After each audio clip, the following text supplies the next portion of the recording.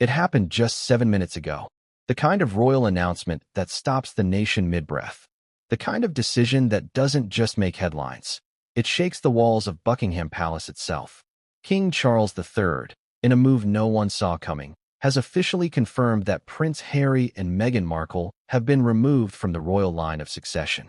Not suspended, not paused, removed permanently. You heard that right.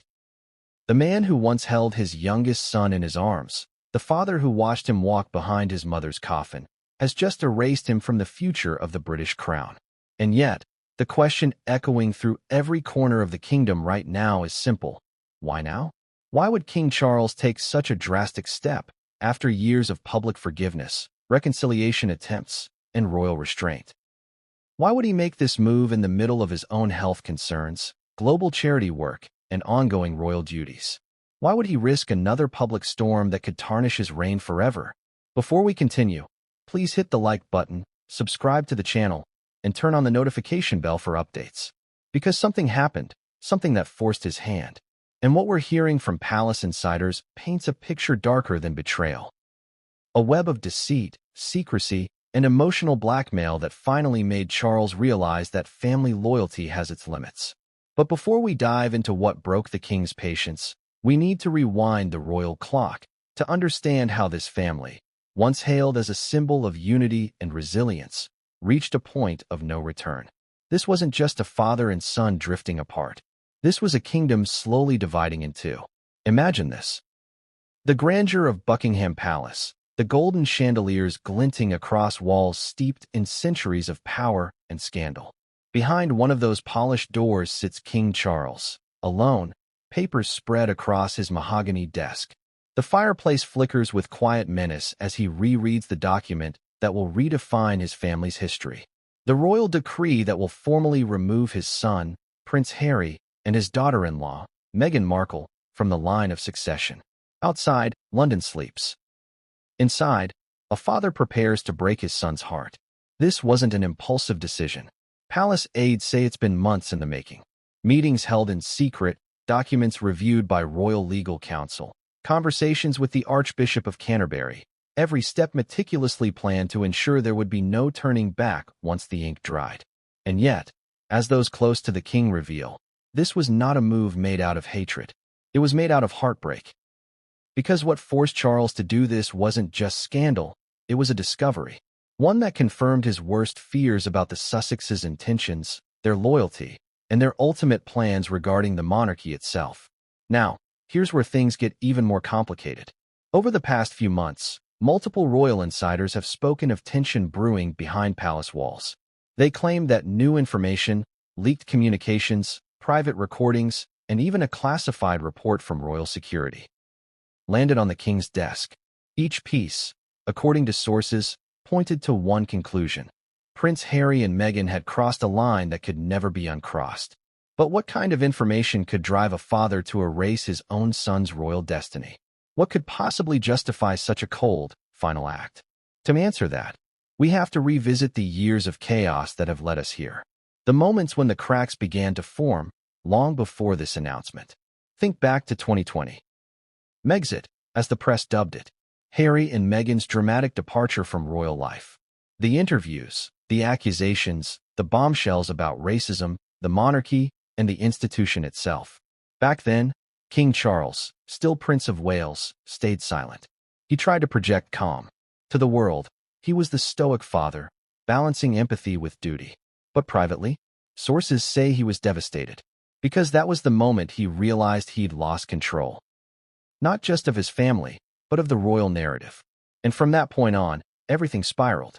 Netflix deals, book releases, interviews, docuseries. It wasn't just personal tension anymore. It became a public war for influence. The Sussexes' version of events versus the crown's quiet dignity. For a while, it seemed the palace could withstand the storm. But then came the breaking point, the one that finally pushed King Charles past the edge. We're told it started with a private investigation ordered quietly inside the palace. Not about money, not about fame, but about security. Harry's ongoing legal battles over his right to royal protection allegedly prompted senior officials to dig deeper into his and Meghan's public engagements, financial activities, and private communications. What they found, reportedly, changed everything. Those close to the investigation claimed that the king was handed a dossier detailing years of behavior that directly conflicted with royal protocols, and even, allegedly, with national security guidelines tied to royal representatives abroad. Whether it was intentional or not, the findings painted a portrait of a couple more invested in Hollywood influence than royal duty. Still, even after reading it, Charles hesitated. He called Harry several times. No answer. He tried again through intermediaries, letters, private messages. Silence. Meghan, meanwhile, was reportedly preparing new media ventures, new brand partnerships, and even another docuseries about modern royalty. For Charles, it wasn't about money or fame. It was about trust. If a king cannot trust his own blood, how can he defend the crown itself? It's here where the emotional weight becomes unbearable. Insiders say Charles confided to one of his oldest friends that he felt like he was watching history repeat itself. The ghost of Diana's rebellion, the echoes of Edward VIII's abdication, all coming back to haunt him. Except this time, it wasn't just a scandal. It was a collapse of legacy. And so, after weeks of hesitation, the king convened a private council, a rare event involving his most trusted advisors, constitutional experts, and Prince William himself. The meeting took place at Clarence House late in the evening, away from the press. The discussion? Whether the Sussexes should be officially removed from the line of succession to protect the integrity of the monarchy. Those who attended said Charles sat silently for most of the meeting. When he finally spoke, his words chilled the room. A crown cannot be shared with those who wish to destroy it. From that moment, there was no going back. Still, Charles gave one final opportunity for reconciliation. He requested a private call with Harry, one last father-to-son conversation. That call, according to multiple accounts, never happened. Harry allegedly refused to speak directly, citing ongoing privacy concerns and media manipulation. Whether that's true or not, the silence spoke volumes. Days later, palace staff began the legal process to remove Harry and Meghan from the official line of succession. Lawyers reviewed every constitutional clause, every historical precedent. And finally, on a quiet evening at Buckingham Palace, the king signed the document. But before he did, he reportedly said something under his breath, something only one aide overheard. "I hope someday he'll understand why I had to do this." Now, imagine the weight of that moment. The pen trembling in his hand, the ink representing centuries of royal tradition, and a father's final goodbye. Because this isn't just a political move, it's a declaration that bloodline no longer guarantees belonging. For the first time in modern royal history, a monarch has publicly confirmed he is cutting off his own son and daughter-in-law from the crown's lineage. And the timing couldn't be more telling. Just as Meghan and Harry were preparing for new public appearances and projects, the announcement dropped like thunder. Within minutes, royal social media accounts were flooded with shock, sympathy, and outrage. Some hailed the king's courage. Others condemned his coldness. But one thing was clear. The royal line of succession, once stable and unquestionable, had just been rewritten forever. Now here's where the intrigue deepens. Because according to those close to the situation, King Charles didn't act alone. Reports suggest that Queen Camilla and Prince William were instrumental in shaping this decision. Camilla, we're told, believed Meghan had crossed every imaginable line. William, on the other hand, saw the removal as a necessary act to preserve the dignity of the crown for future generations. But behind all this official reasoning lies something deeply human, something painful. A father torn between two roles, protector of a 1,000-year-old monarchy, and father to a son who feels lost to another world entirely.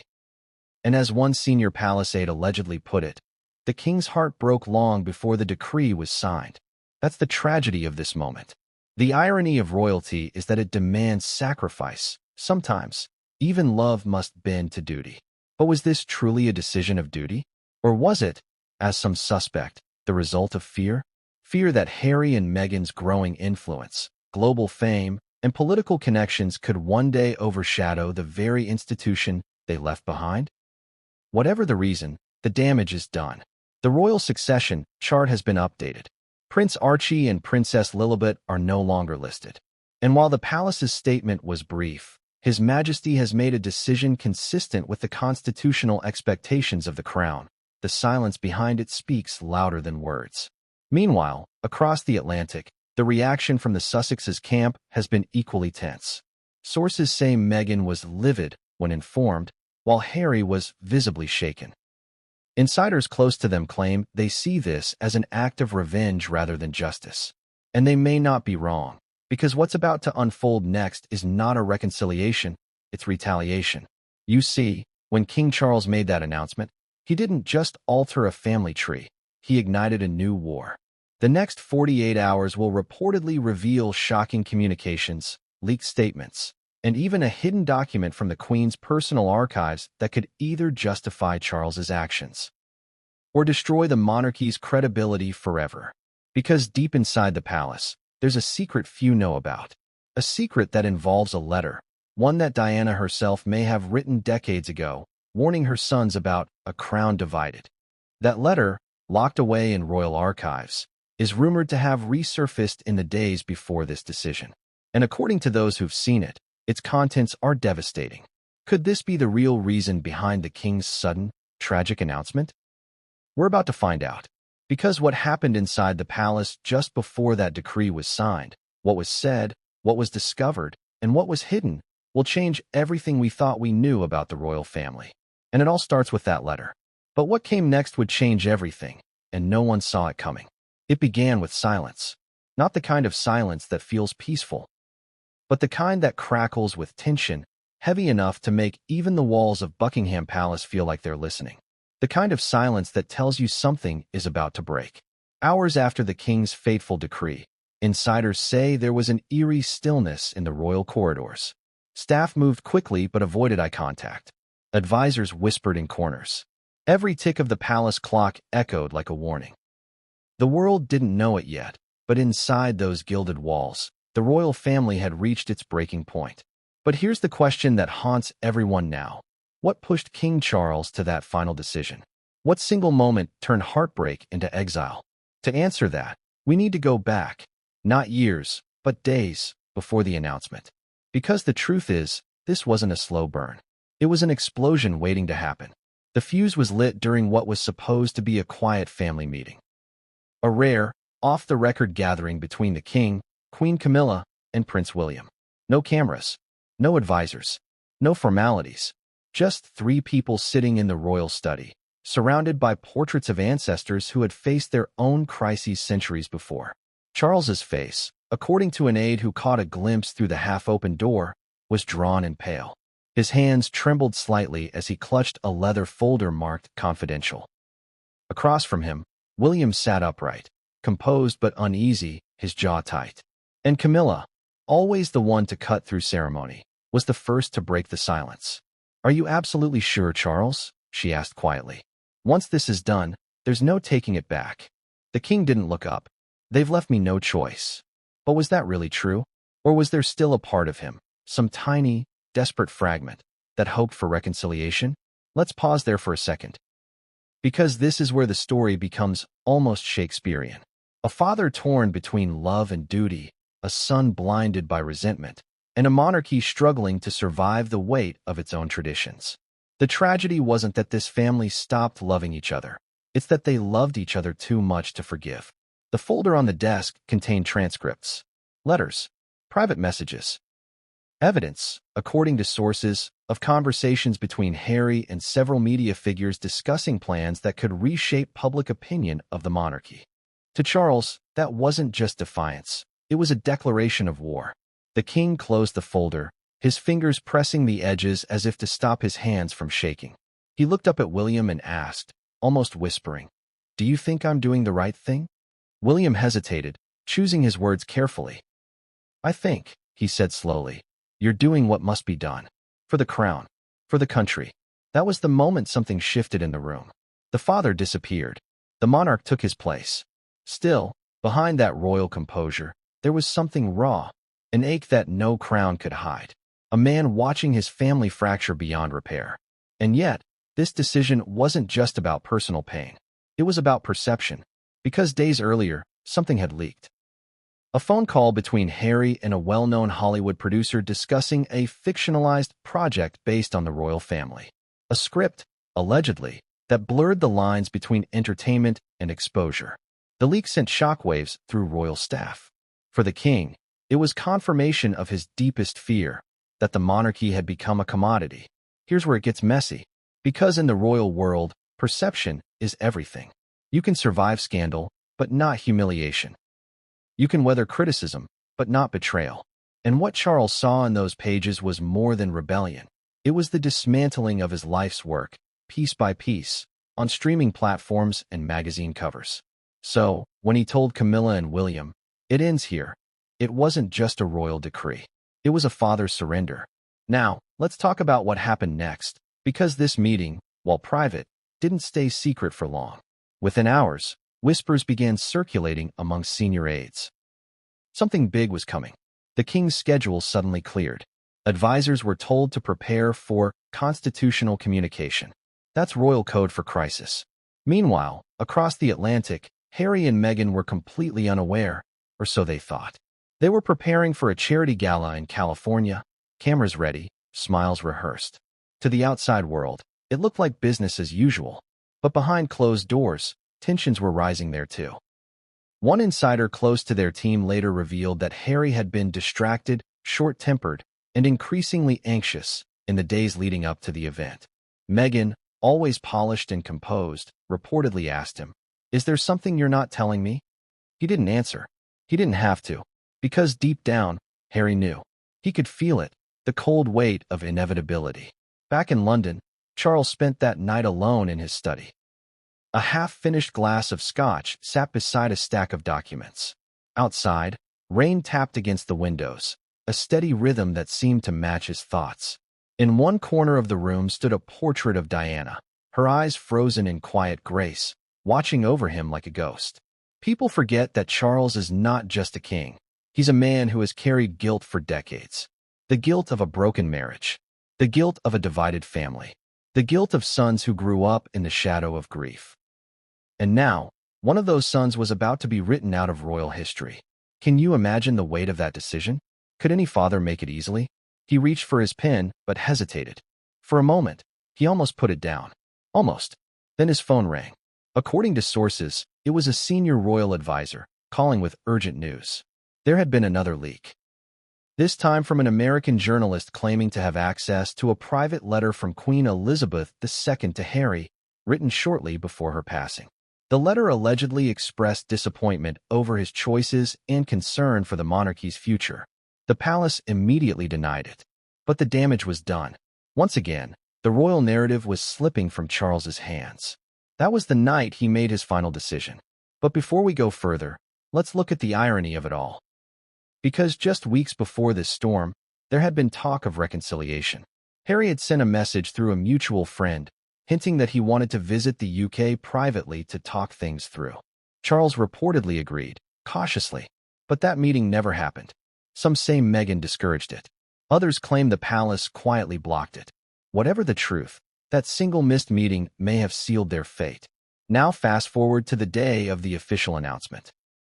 The King's press secretary rehearsed the statement dozens of times. Simple, precise, emotionless. His Majesty has made a constitutional decision regarding the royal line of succession. No names, no explanations, but everyone knew. As soon as the announcement went live, the internet exploded. Within minutes, Harry removed, trended worldwide. Commentators debated legality, morality, and emotion in real time.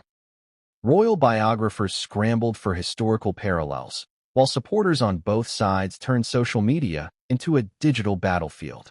But let's not get lost in the noise. Let's return to the heart of it, the man behind the crown. At that very moment, King Charles reportedly sat alone, away from his advisors. Not in triumph, but in quiet sorrow. He wasn't celebrating. He wasn't relieved. He was grieving. Because for all the grandeur of the monarchy, for all the power of his title, it couldn't mend what had been broken. And that's what makes this story so haunting. This isn't just a political maneuver. It's a tragedy disguised as duty. Now, here's the twist you weren't expecting. That same evening, just hours after the announcement, a courier arrived at Buckingham Palace carrying an envelope marked, "For His Majesty's eyes only." Inside was a letter, and signed but clearly written by someone close to the late Queen Elizabeth. It spoke of promises made and warnings ignored.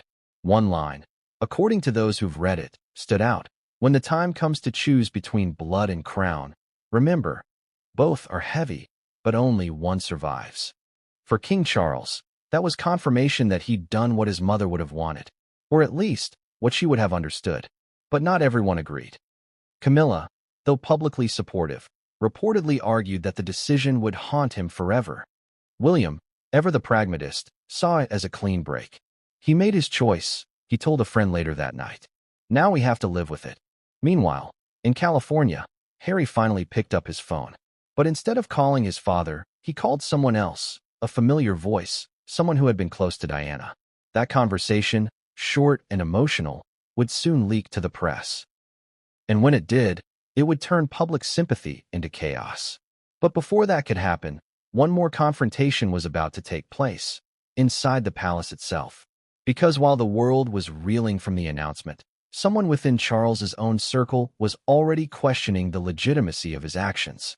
A royal advisor, one of his oldest allies, had just discovered a detail buried deep in the royal charter that could make the removal legally complicated. If true, it meant that the king's decision might not be as final as it seemed. And that revelation was about to tear open a new chapter of royal crisis, one that would drag the monarchy into territory it hadn't faced since the abdication of Edward VIII. Because what if the king's decree wasn't just controversial, but unconstitutional? And what if the secret to that answer lay hidden in a letter Diana left behind, decades ago, one that warned of this exact moment?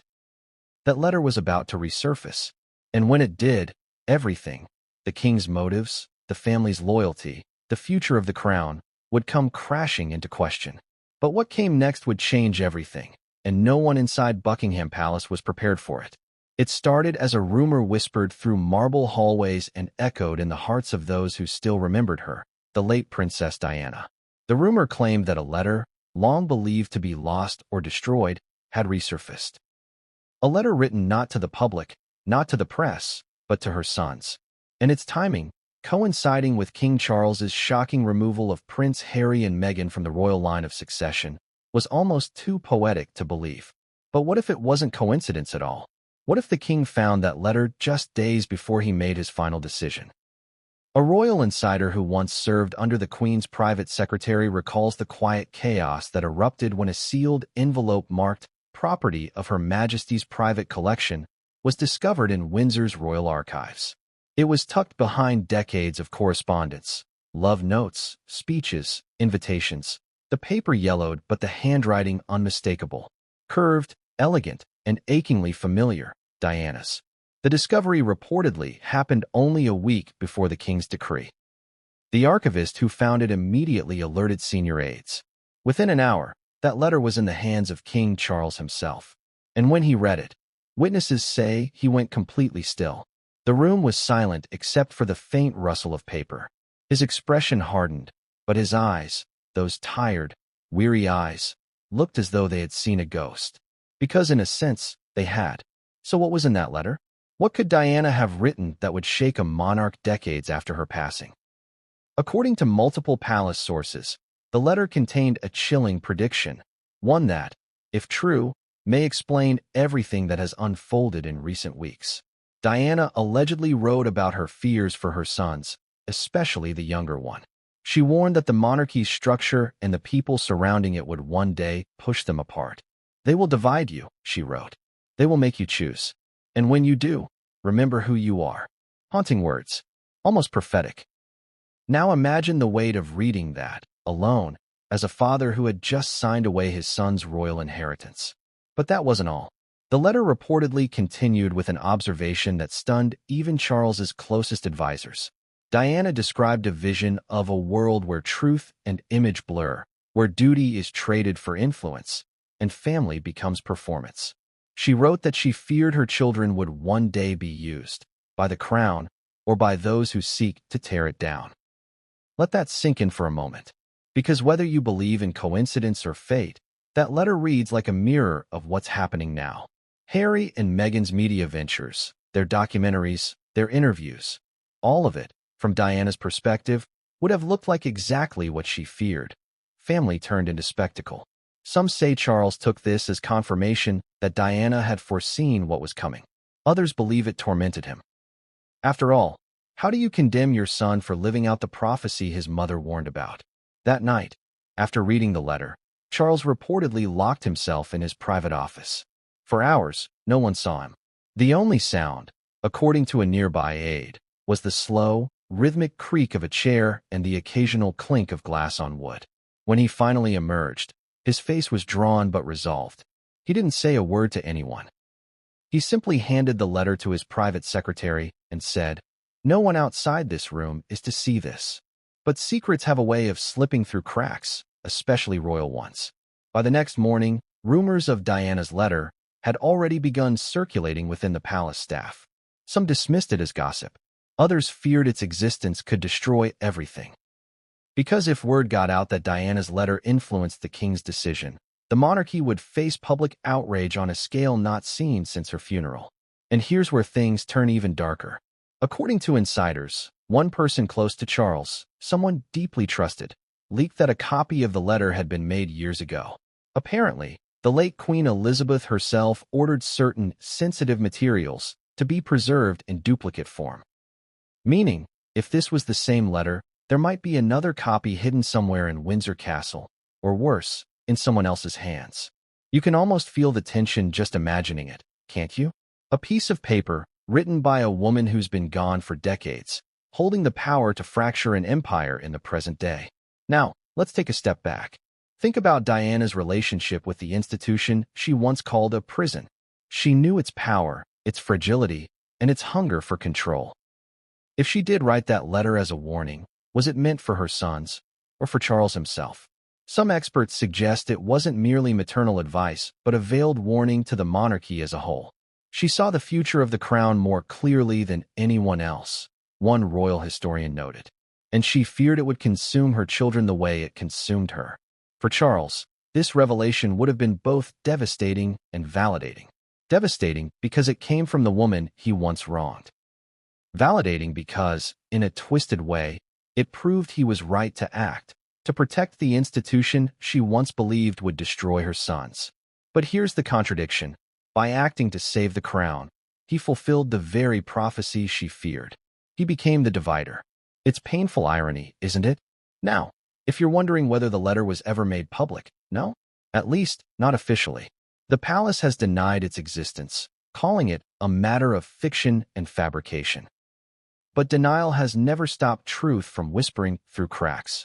In recent weeks, royal commentators have pointed out inconsistencies in statements from the palace, word choices, phrasing that suggests something larger is being hidden. And then came the real twist. A journalist with long-standing connections to Diana's circle hinted during a televised interview that he had seen a fragment of the letter. When pressed for details, he refused to elaborate but said something chilling. It ends with a warning and a name. A name. Whose name? Harry's? Charles's? Someone else's? No one knows for certain. But one theory has shaken the royal watchers community, that Diana mentioned a person she believed would one day influence her son's path. A woman described vaguely as bright, persuasive, and different from the world she enters. Sound familiar? Could Diana have been referring to Meghan Markle, decades before they ever met? Skeptics call it far-fetched.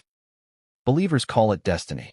But either way, the timing is impossible to ignore. When Charles learned about the supposed second copy of the letter, he reportedly called an emergency meeting with the keeper of the royal archives and 2 trusted aides. His instruction was simple but urgent. Find it, before someone else does. Days passed. Then, a breakthrough.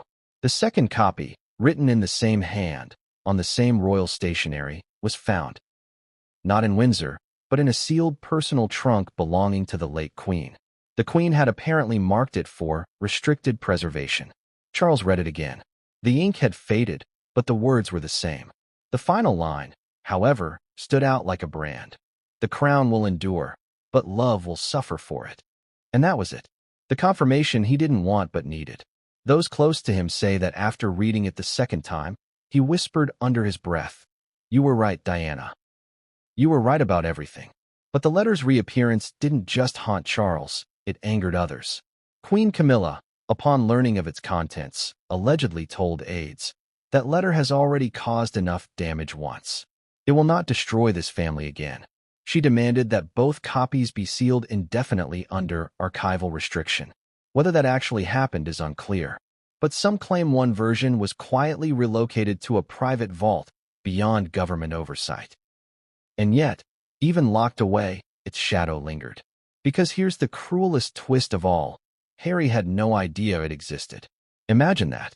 A letter written by his mother, warning of the very fracture he now lived through, hidden from him all these years. If he ever learns of it, how will he react? Would he blame the monarchy for keeping it secret? Or would he see it as proof that his mother's fears were justified? And more importantly, what if someone outside the palace already has a copy? What if the existence of that letter isn't just a private royal burden, but the next scandal waiting to explode? Because recently, rumors have surfaced of a journalist in possession of sensitive historical documents related to Princess Diana. Anonymous sources claim those documents could reshape public understanding of the monarchy's modern decisions. Could that include the letter? Could it reveal that Charles's removal of Harry wasn't just emotional, but premeditated, guided by a dead woman's words? If that's true, then the king's decision isn't just a constitutional act. It's an act of destiny, or of guilt. And as this revelation looms, the pressure inside Buckingham Palace is reaching critical mass. Advisors fear another leak, another scandal, another wave of questions the king cannot answer. But it's too late to turn back. The past has already spoken. Diana's voice, through ink and parchment, is louder than ever. Because the one truth the monarchy never escapes is this: history always finds a way to repeat itself. And just when it seemed the king had taken control of the narrative, something else emerged. A piece of evidence that tied the letter to a much larger secret, buried deep within royal intelligence files. Something involving Meghan. And when that secret came to light, it didn't just rattle the monarchy. It shattered it. Because the Meghan dossier, as it would later be called, was about to hit the king's desk. And what it contained would make Diana's warning feel like a prophecy fulfilled.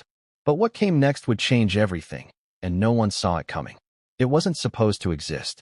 At least, that's what palace officials insisted when whispers of a secret intelligence file on Meghan Markle first surfaced. But deep inside a locked room in the basement of Buckingham Palace, a room few even know exists, a thick leather-bound dossier sat on the king's desk, stamped with the royal cipher and marked strictly confidential. It contained what insiders claim are some of the most sensitive findings ever assembled on a member of the royal family. But let's be clear, this wasn't a tabloid smear. This wasn't gossip. This was intelligence. Real, verifiable, methodical intelligence compiled by Britain's most trusted agencies at the king's direct request. And the story of how it came to be would soon turn Buckingham Palace into a fortress of secrets and suspicion. The question everyone asks now is simple. Why would King Charles order such a file on his daughter-in-law? It started quietly, months before the official removal of Harry and Meghan from the royal line of succession.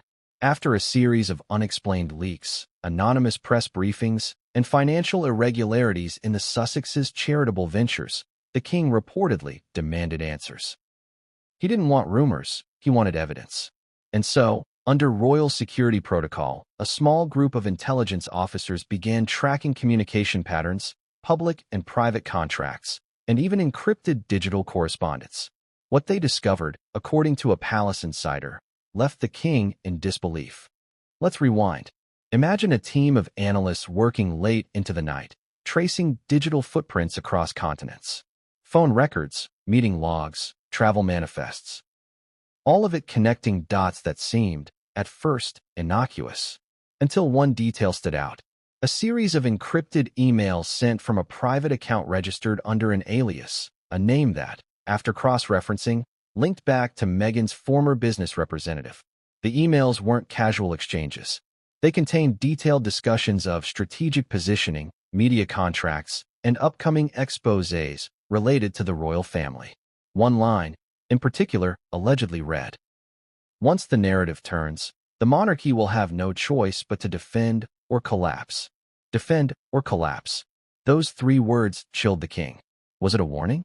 A plan? A provocation? No one knew for sure. But what was undeniable was that these messages weren't just gossip. They involved major media executives, foreign consultants, and, shockingly, a known PR strategist with connections to multiple governments. That's when MI6 stepped in.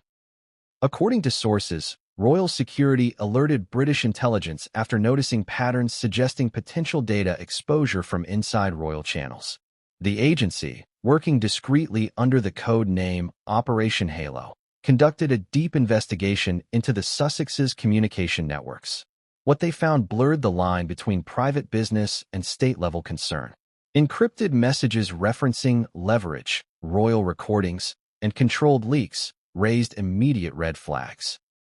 Some emails even referenced events that hadn't yet occurred publicly, statements, interviews, even internal palace decisions that should have been known only to senior royals. How could Meghan, or anyone outside the palace, have known? Insiders claim that this discovery prompted the creation of the Meghan dossier. It wasn't just about reputation anymore. It was about containment. Now, to be fair, no one in the palace has ever confirmed the file's existence. But too many insiders have described its contents in chillingly consistent detail for it to be pure myth. They say it spans over 300 pages, detailing meetings, financial accounts, communications, and witness statements from former staff members who had worked closely with Meghan and Harry both in the UK and abroad. And according to one former royal aide, the file's executive summary opened with a single line written by the head of royal security. Her Royal Highness, the Duchess of Sussex, represents a continuing risk to the stability and confidentiality of the monarchy. A risk to the monarchy. That phrase hit King Charles like a thunderclap. For decades, he'd lived under the shadow of scandal, Camilla, Diana, the press, but never had an official document branded a family member as a threat. The king reportedly spent hours reading the file in private. Some say he went pale. Others say he refused to finish it in one sitting. Every few pages, he would pause, mutter to himself, and pour another drink. Because this wasn't just about Meghan. It was about trust. And the deeper he read, the more he realized that this trust had not only been broken, it had been exploited. The dossier included testimonies from former palace staff describing incidents of unauthorized information exchanges, notes taken during production meetings for media projects, and records of third-party negotiations that bypassed royal approval channels. There were also claims of undisclosed partnerships with individuals tied to lobbying networks, people with interests that clashed directly with British diplomatic relations. The king reportedly slammed the file shut halfway through and whispered, "My God, what have they done?" Now, before we judge or defend anyone, it's important to understand the scale of what this meant. The royal family isn't just a family, it's a state apparatus. Every member, even the minor ones, represents a part of the crown. When those members engage in international dealings or media contracts, it becomes a matter of national scrutiny. And that's why, according to insiders, the king felt he had no choice but to act. But here's the twist. This dossier didn't just expose Meghan's actions. It also revealed how much Harry knew. One section, reportedly titled The California Protocol, detailed Harry's private communications with former royal staff still under confidentiality agreements. Some of these messages included sensitive information about royal security procedures, financial decisions, and even upcoming ceremonial events. Information that should never have left the palace network. To the king, this wasn't rebellion. It was betrayal. He had spent years trying to shield Harry from public judgment, even at the cost of his own image. But now, staring at documented evidence of his son's involvement in what could be considered breaches of protocol, something inside him snapped.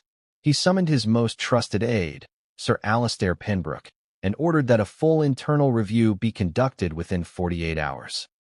The goal? To verify every line of that dossier before making a decision that could change royal history. Those 48 hours were some of the tensest in recent palace memory. Doors were locked, phones confiscated. Staff were instructed to say nothing to no one. Even Queen Camilla was reportedly kept in the dark until the final briefing. When the verification was complete, Sir Alistair entered the king's study carrying a small folder and an expression of quiet dread. "Your Majesty," he said, "it's authentic." That was it. The confirmation that made the king's blood run cold. Now, imagine being a father in that moment, realizing that your son and daughter-in-law, whom you once welcomed into your family with open arms, might have jeopardized everything you spent your life protecting. The monarchy, your mother's legacy, your country's stability. The king's eyes reportedly filled with tears, but his voice remained steady. "Seal the file. No copies. No leaks. Not a word." But secrecy is a fragile thing. And in the world of royalty, it never lasts long. Within days, news of a classified royal intelligence assessment began leaking through diplomatic circles. A journalist based in London hinted at unprecedented findings concerning the Duke and Duchess of Sussex. The phrase Meghan dossier entered the public conversation like a whispered curse. It began with a smile. A perfect smile, polished for the camera, rehearsed for months, but hiding a storm that no one on that Netflix set could have predicted. When the camera lights flared and the microphones clicked on, Harry and Meghan believed they were in control. Every frame, every word, every narrative carefully curated to recast their story. To them, it wasn't just a documentary. It was redemption. But they forgot one thing about cameras. They see everything. The betrayal didn't happen in front of the lens, it happened behind it. Off camera, in a whisper caught on a microphone that wasn't supposed to be recording. A whisper that would eventually reach Buckingham Palace and shatter what little trust remained between father and son. Here's how it all unfolded. Netflix's production for Harry and Meghan, The Untold Truth, had been underway for weeks. Staff described the atmosphere as tense but ambitious. Meghan, as always, was heavily involved in direction and framing, often rewriting questions and reordering segments. Harry seemed more hesitant, occasionally distracted, even uncomfortable. "You could tell he wanted to speak his truth," said one crew member. But he also looked trapped. Then came that day, a quiet Thursday in Los Angeles. The final stretch of interviews. The cameras were rolling for B-roll shots, casual behind-the-scenes moments meant to make the series feel authentic. What no one realized was that the mics were still live, still recording even after the crew had been told they were off. And that's when Meghan leaned in. In a low voice, she said something that would later become the most replayed snippet in royal documentary history. "They think they can erase us," she whispered. "But when this airs, we'll erase them first." Harry didn't respond. He just looked down, his jaw tightening. But the microphone caught his next words. Words that would soon echo through royal offices like an earthquake. "It's not about revenge, Meg," he said quietly. "It's about making them pay attention. They ignored me my whole life." She sighed, her tone cold. "Then let's make them listen." And then, almost as an afterthought, came the sentence that changed everything. "The footage from the palace, did you send it?" There was silence. Then Meghan replied, "Yes. But not to them. Not to them." Those 3 words detonated like a bomb when Netflix editors flagged the audio. Someone in post-production, unsure of the context, submitted it for legal review. Within hours, it reached the studio's legal department. And within 2 days, it found its way, quietly, discreetly, to a palace contact who had been monitoring the series for reputational risks. From there, it went straight to the king's desk. Imagine that moment. King Charles, sitting in his study late at night, watching a grainy clip of his son and daughter-in-law speaking words that felt like knives. Every syllable dripping with resentment, every pause filled with accusation. The man who had spent years defending them, or at least trying to, now faced proof that the betrayal wasn't imagined. It was recorded. Palace aides described what happened next as controlled fury. Charles didn't shout. He didn't curse. He simply turned off the screen, sat back, and whispered, "I raised him to protect the family.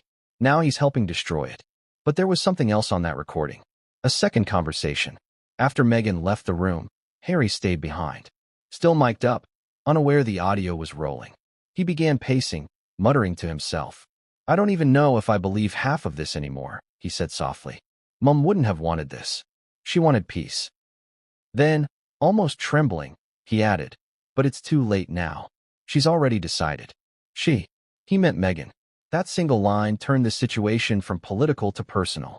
For King Charles, it confirmed his deepest fear, that his son wasn't acting of his own free will anymore. That whatever this crusade had become, it wasn't just rebellion, it was control. The clip was never supposed to go public, but the damage was already done. Within days, the recording was discussed in private royal circles. Advisors called it the nail in the coffin. Senior staffers started using the phrase irreversible fracture.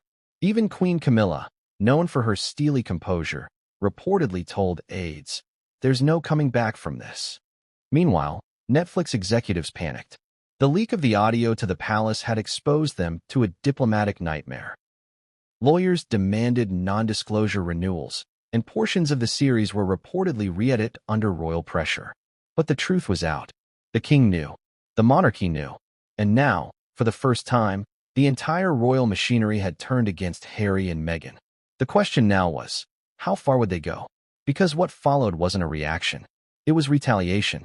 Within 48 hours, a private meeting was convened at Clarence House. Present were King Charles, Queen Camilla, Prince William, and the king's top constitutional advisor. No notes were taken. No official record exists. But those familiar with the meeting say it lasted nearly 3 hours and ended with one brutal conclusion. Harry and Meghan's royal privileges would be completely revoked. Not just their titles. Not just their place in the line of succession. Everything. For Charles, the Netflix recording wasn't just a scandal. It was proof. Proof that the monarchy's sacred trust had been broken beyond repair. But even as the king made that decision, Harry was still unaware of what had been heard. He believed the documentary would show his vulnerability, his truth, his struggle for identity. What he didn't know was that it would also expose the quiet war playing out behind the scenes, a war that would soon cost him everything. When Netflix executives called the Sussex team to discuss minor edits, Meghan reportedly grew suspicious. She insisted on final cut approval. But by then, it was too late. The leak had already made its way to the palace, and the damage was irreversible. Days later, when Harry finally learned what had happened, that their private words had reached his father, he reportedly went white as a sheet. One aide who was present said he looked as if he'd been struck. Meghan, on the other hand, reacted differently. Calm, calculated. She simply said, "Then let him do what he must. We've already won the story." Won the story. Those words echoed all the way back to London. To the king, that wasn't defiance. It was declaration. Meghan had turned their family's pain into a narrative and the monarchy itself into a villain. But the king wasn't done fighting. Within days of the Netflix revelation, new legal teams were brought in. Private investigators hired. Advisors began quietly drafting the constitutional paperwork that would finalize Harry and Meghan's removal from royal succession. The decree would cite irreversible loss of public trust and violation of royal confidentiality. And yet, amidst all the chaos, one detail went unnoticed, one that would later come back to haunt everyone involved. The recording that reached Buckingham Palace wasn't the full version. Unbeknownst to the palace, the complete footage included one more exchange. One that Netflix editors had trimmed for time. In it, Harry asks Meghan a question, his voice trembling. "Do you think Dad will ever forgive us?" She pauses, smiles faintly, and replies, "He won't have time." No one knows exactly what she meant. Some think it was just a cutting remark. Others believe she was hinting at something deeper, that Meghan knew about King Charles's declining health before the public did. Either way, when the unedited clip was discovered by a Netflix employee months later, they quietly sent an anonymous tip to a London journalist. The email contained only one sentence. "The footage you saw was incomplete. The truth is worse." But before that footage could surface, before the full version could reach the world, something unexpected happened. A legal letter from the palace threatening immediate action against any network or individual who published or discussed unauthorized material related to private royal recordings.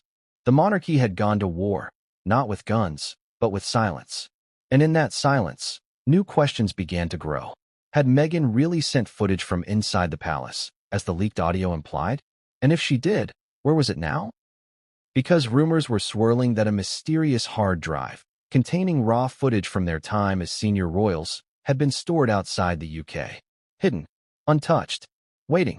And that hard drive, according to insiders, contained something the monarchy could never allow the world to see. Something that made King Charles's final decision not just emotional, but inevitable. Because the footage didn't just show scandal. It showed betrayal in motion.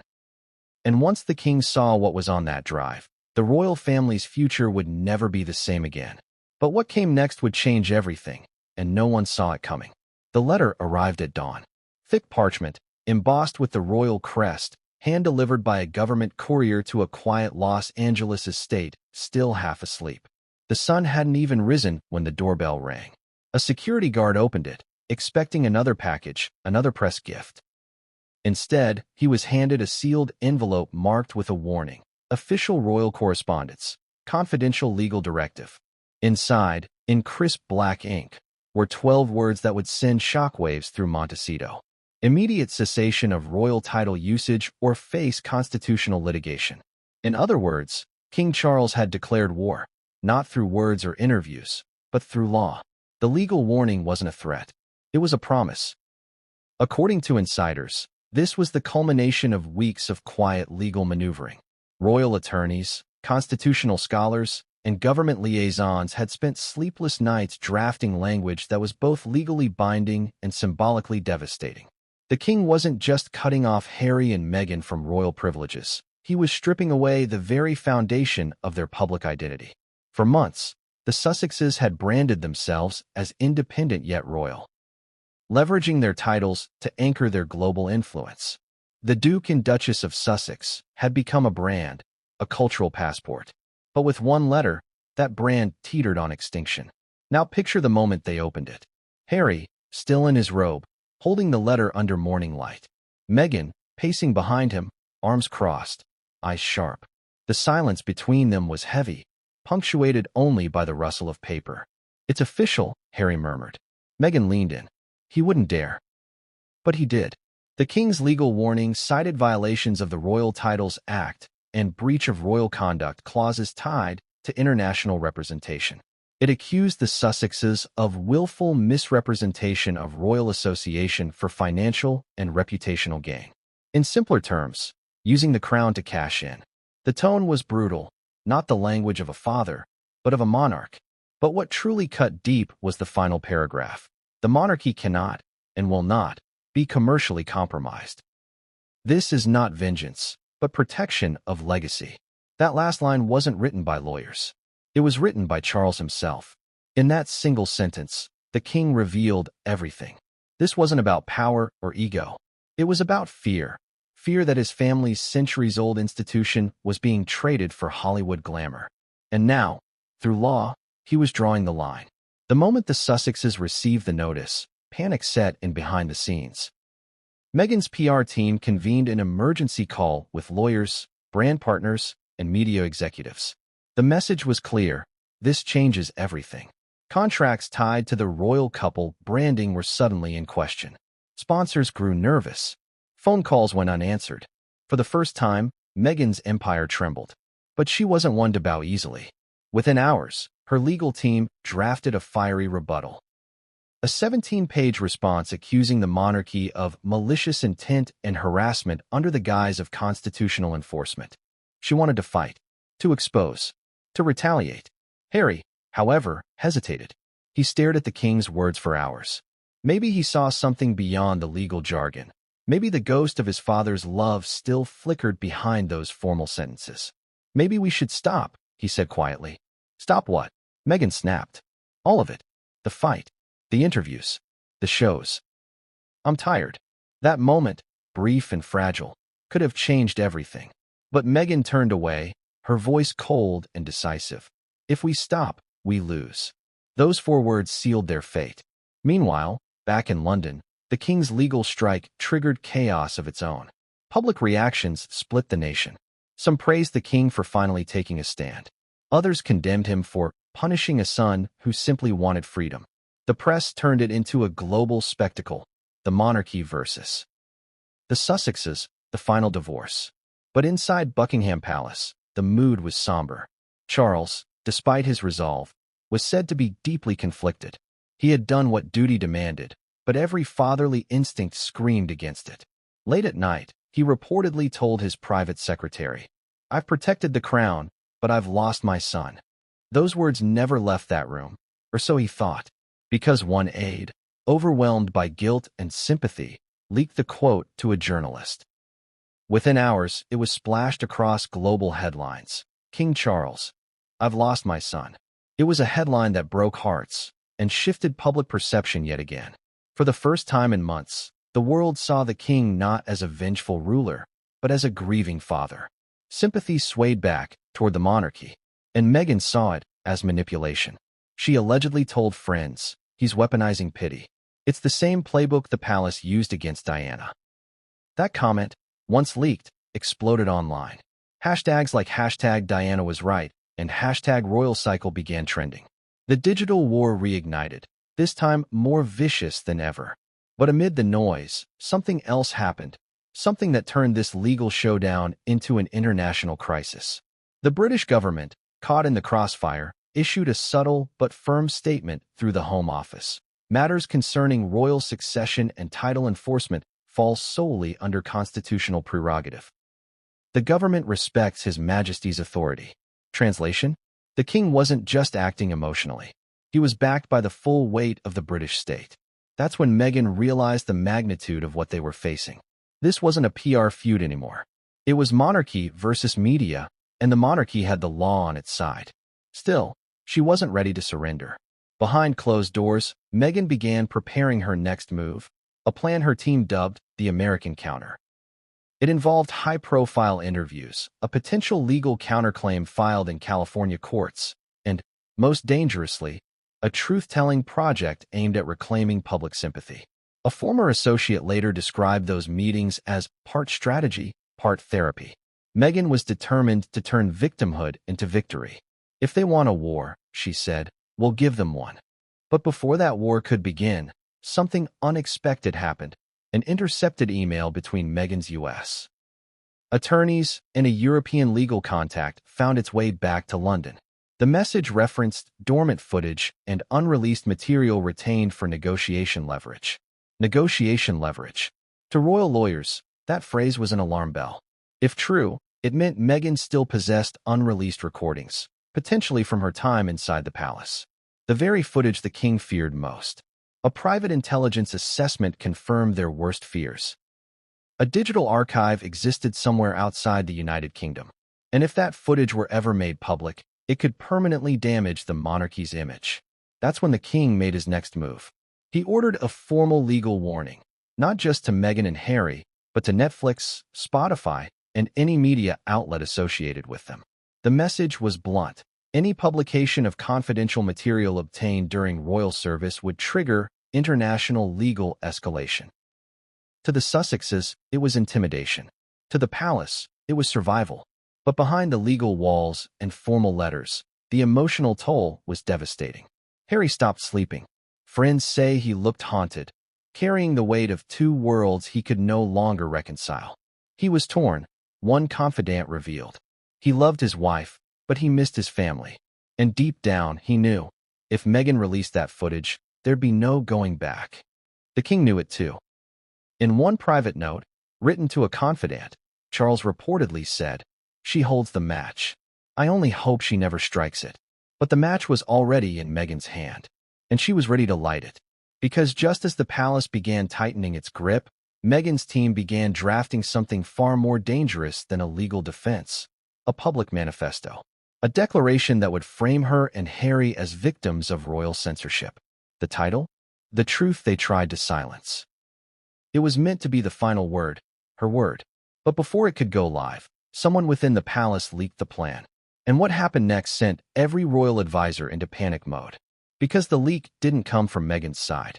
It came from Harry's. A late-night message from a trusted friend, sent to one of William's aides, read, "He doesn't want this. He wants it to stop." It was the first sign of fracture between Harry and Meghan, the first glimmer of doubt. And when the king heard that his son might finally be pulling away, he saw a brief, painful chance, one final opportunity to save what was left of his family. But before that reconciliation could happen, fate, and a phone call, intervened. Because as Charles prepared to reach out to Harry one last time, a new headline flashed across British television. Anonymous source leaks palace legal memo. Meghan accused of retaining royal surveillance footage. The footage the king had feared was real, and it was about to surface. But what came next would change everything, and no one saw it coming.